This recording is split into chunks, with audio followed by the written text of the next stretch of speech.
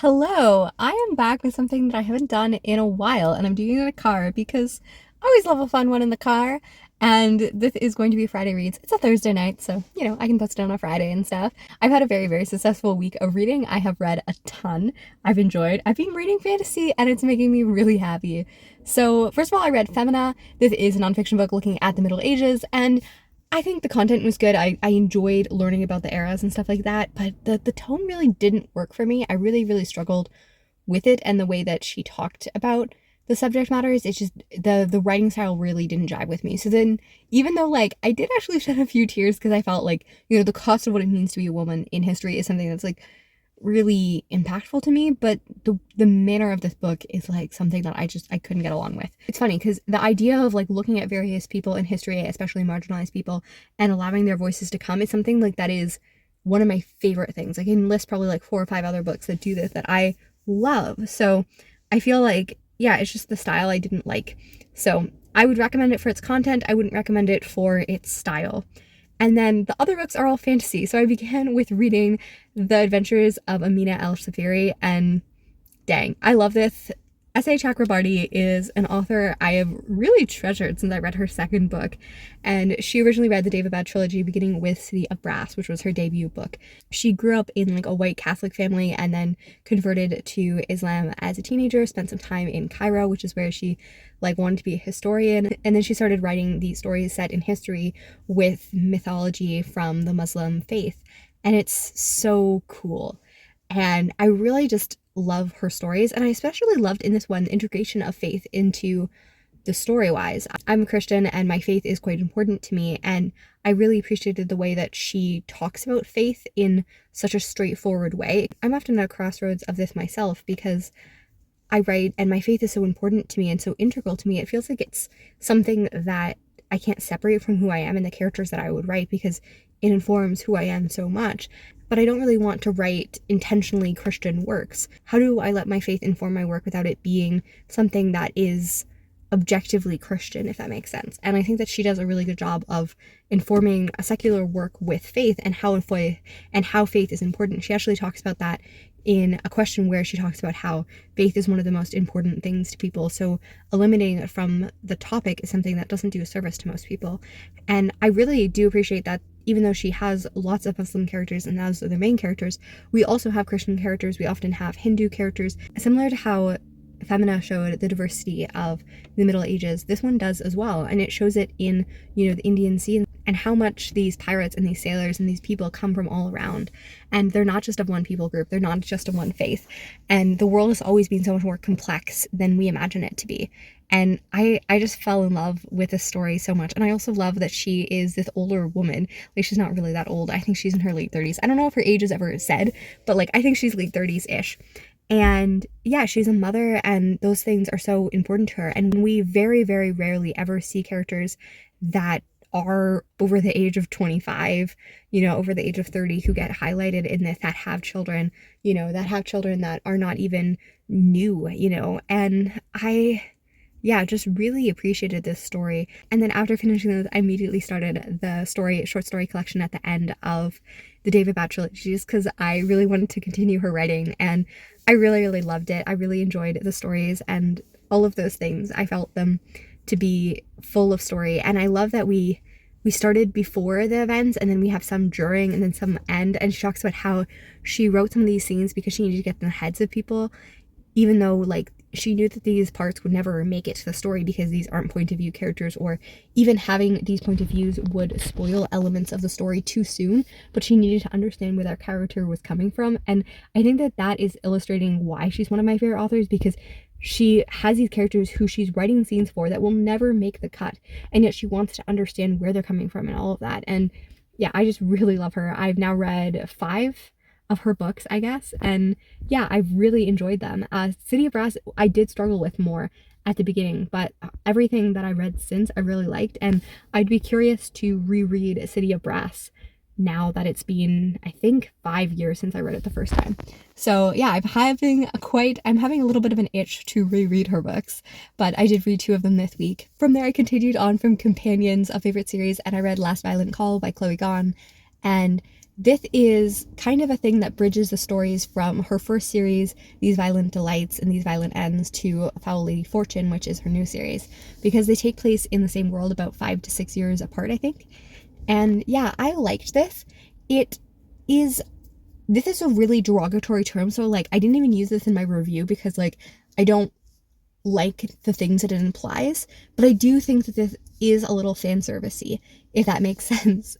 And yeah, I don't like saying that something is fan service because I think that that is often misused. This celebrates some beloved characters in really low stake things. Like there is stakes in this, but a lot of them are low stakes, and they're just very lovey-dovey to the extent that like they didn't feel real. I feel like sometimes people struggle to like write characters that are in like long marriages or long relationships that have like problems and stuff like that, and I know couples that like love each other and have had like really devoted marriages for really long times, but like the degree to which this is painted feels saccharine. There was an ode to Agatha Christie and the Murder on the Orient Express, which I liked. And this series also shows the diversity of it because it's set in China, but it also has lots of Russian characters, has lots of other characters, and shows the fact that like history and most places have had an integration of cultures throughout time. Like it's set in the 1920s and 1930s in Shanghai and in China in general, and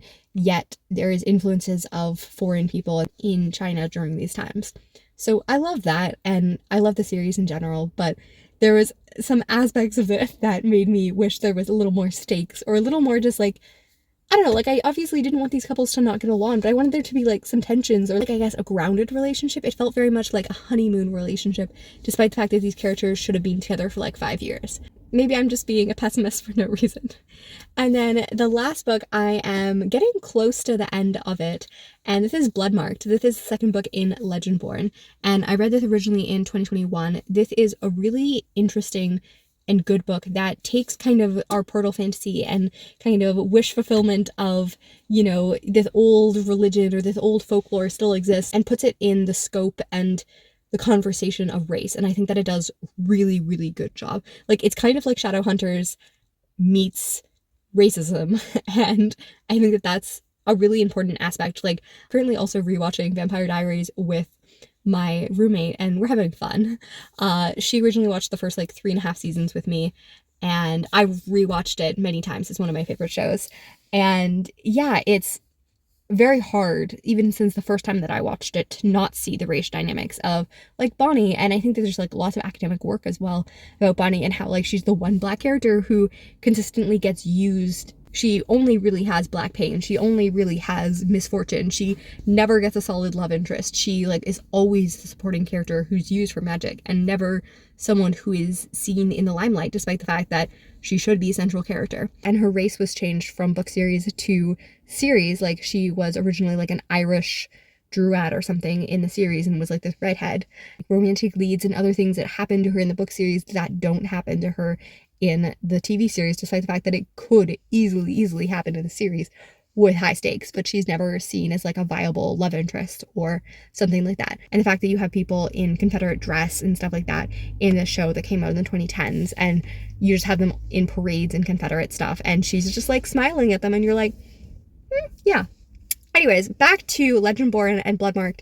This looks at Arthurian legend and integrates it with the experience of being black, and how she has this lineage because of slavery, because these people who had these legend-born abilities were slaveholders who also abused and assaulted their enslaved women, and thus there was lineage that was passed on to them that isn't in the proper lines of ancestry, and it is disgusting.